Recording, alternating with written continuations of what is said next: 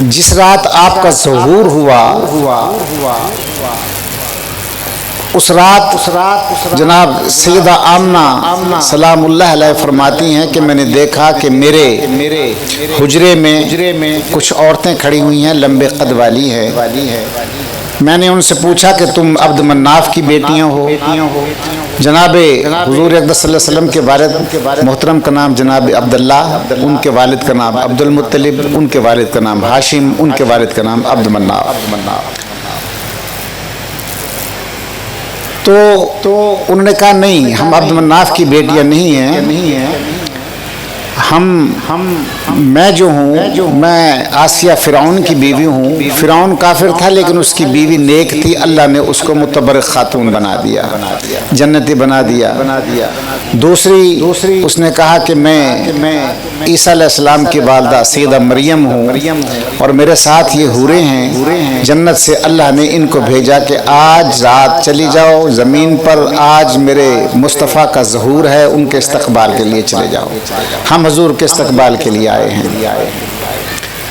اور حضور صلی اللہ علیہ وسلم کے حسن کا یہ عالم تھا کہ سیدہ عائشہ صدیقہ رضی اللہ تعالی عنہا طیبہ طاہرہ فرماتی ہیں کہ کنعان مصر کی عورتوں نے یوسف کو دیکھ کر اپنی انگلیاں کاٹ لی تھیں، لیکن میرے مصطفیٰ کا جو حسن ہے اس کو دیکھ کر لوگ اپنی جگر کاٹ لیں گے۔ ایک واقعہ بیان کرتا ہوں کہ حضور صلی اللہ علیہ وسلم کو جب جناب حلیمہ سعدیہ رضی اللہ تعالیٰ عنہ لے گئیں اپنے پاس، ان کی ایک بیٹی تھی جس کا نام شیمہ تھا۔ تو ایک مرتبہ جناب شیمہ نے کہا اپنی ماں سے کہ اماں بکریوں کو ریوڑ چرانے کے لیے میں لے جا رہی ہوں، لیکن میرے ساتھ تو کوئی بھی نہیں ہے، میں اکیلی ہوں اور بکریاں میں کیسے سنبھالوں گی؟ آپ ایسا کریں کہ محمد صلی اللہ علیہ وآلہ وسلم کو میرے ساتھ بھیج دیں۔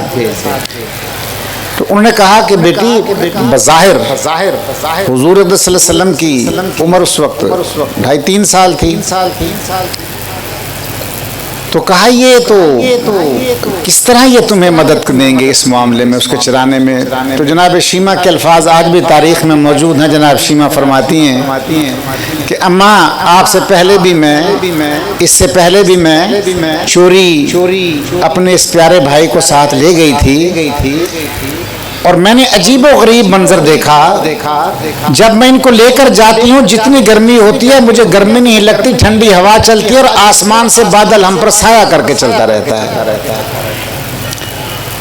اور پھر ہماری بکریاں بہت جلدی چر کر گھاس کھانے کے بعد آ جاتی ہیں، یہ میرا پیارا بھائی میری گود میں ہوتا ہے اور بکریاں میرے ارد گرد آ کر بیٹھ جاتی ہے، ان کی آنکھ نہیں جھپکتی اور وہ رخ مصطفیٰ کی زیارت کرتی رہتی ہیں اور مجھے کوئی دقت نہیں ہوتی۔ حضور اقدس صلی اللہ علیہ وسلم ایک مرتبہ صلح حدیبیہ میں آپ نے پڑھا ہوگا، بچے پڑھتے ہیں صلح حدیبیہ کا واقعہ، جب صلح حدیبیہ کے لیے تشریف لائے تو پانی ختم ہو گیا، تو صحابہ نے عرض کی یا رسول اللہ صلی اللہ علیہ وسلم پانی ختم ہو گیا، ہم کیا کریں؟